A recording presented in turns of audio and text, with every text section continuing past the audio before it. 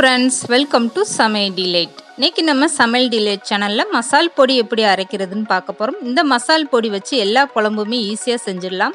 வீடியோக்குள்ளே போகிறதுக்கு முன்னால் நீங்கள் இன்னும் சமையல்டிலைட் சேனலை சப்ஸ்கிரைப் பண்ணலைன்னா மறக்காமல் சப்ஸ்கிரைப் பண்ணுங்கள். அப்படியே பக்கத்தில் இருக்க பெல் ஐக்கானை கிளிக் பண்ணுங்கள். ஃபஸ்ட்டு குழம்பு மசால் பொடிக்காக வறுக்கிற பொருட்கள் என்னன்னு பார்த்துடலாம். 100 கிராம் அளவுக்கு துவரம்பருப்பு எடுத்து நல்லா வறுத்துக்கோங்க.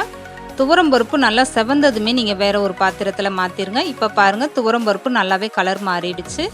இதே பாத்திரத்தில் கடலைப்பருப்பும் வறுத்துக்கலாம். 100 கிராம் அளவுக்கு கடலைப்பருப்பு எடுத்துக்கோங்க.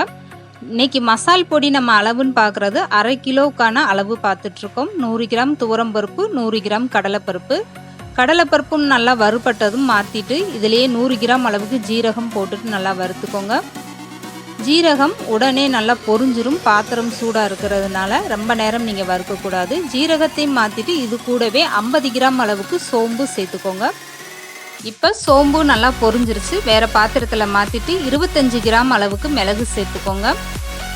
மிளகும் போட்டதுமே நல்லா பொரிஞ்சிரும். அடுத்தடுத்து உடனே எல்லாமே பொரியக்கூடியது, ரொம்ப நேரம் நீங்கள் வறுக்க வேண்டாம். இது கூடவே 25 கிராம் அளவுக்கு கசகசா சேர்த்துக்கோங்க. கசகசா உடனே பொரிஞ்சிரும். வேறு பாத்திரத்தில் மாற்றிட்டு இப்போ 50 கிராம் அளவுக்கு கடுகு எடுத்துக்கோங்க. நான் கடுகும் உளுந்துமா இருக்கிறதுனால சேர்த்தே எடுத்திருக்கேன். கடுகு நல்லா பொரிஞ்சதுமே 3 ஸ்பூன் அளவுக்கு வெந்தயம் சேர்த்துக்கோங்க. வெந்தயமும் போட்டதுமே நல்லா பொரிஞ்சிரும். இது கூடவே 5 பீஸ் பெருங்காய கட்டி எடுத்துக்கோங்க. லேசாக வறுத்து எடுத்துக்கோங்க. பெருங்காயம் புளிக்குழம்புலாம் வைக்கிறதுக்கு இந்த மசால் பொடி ரொம்பவே டேஸ்ட்டாக இருக்கும். வெந்தயம் பெருங்காயம் சேர்க்கறதுனால ரொம்பவே டேஸ்ட்டாக இருக்கும்.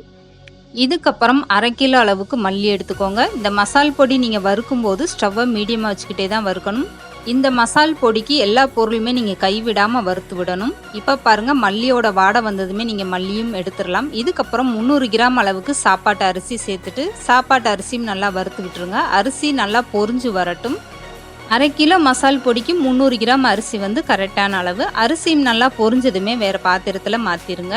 இப்போ எல்லாமே ஒரே பாத்திரத்தில் மாற்றிட்டு இது கூடவே 100 கிராம் அளவுக்கு குழம்பு மஞ்சள் கிழங்கு சேர்த்துக்கோங்க.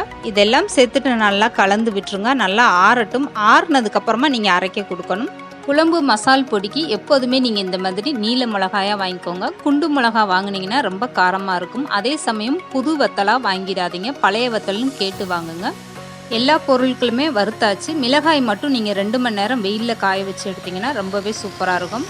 மசால் பொடி அரைக்க கொண்டு போகும்போது ஃபஸ்ட்டு மிளகாய் வத்தல் சேர்த்துட்டு அதுக்கப்புறம் வறுத்த பொருட்கள்லாம் சேர்த்திங்கன்னா பாத்திரம் கரெக்டாக இருக்கும். இப்போ குழம்பு மசால் பொடி சூப்பராக ரெடி ஆயிடுச்சு பாருங்கள். மசால் பொடி அரைச்சதுமே மூடி போட்டு மூடக்கூடாது. நல்லா ஆற விட்டுட்டு அப்புறம் மூடி வைங்க. இந்த மசால் பொடி மட்டன் குழம்பு, சிக்கன் குழம்பு, மீன் குழம்பு, கார குழம்புன்னு எல்லா வகை குழம்புமே நீங்கள் வைக்கலாம். ரொம்பவே அருமையாக இருக்கும். இந்த வீடியோ பிடிச்சிருந்தா லைக் பண்ணுங்கள், ஷேர் பண்ணுங்கள். மறக்காமல் சமையல்டிலைட் சேனலை சப்ஸ்கிரைப் பண்ணுங்கள்.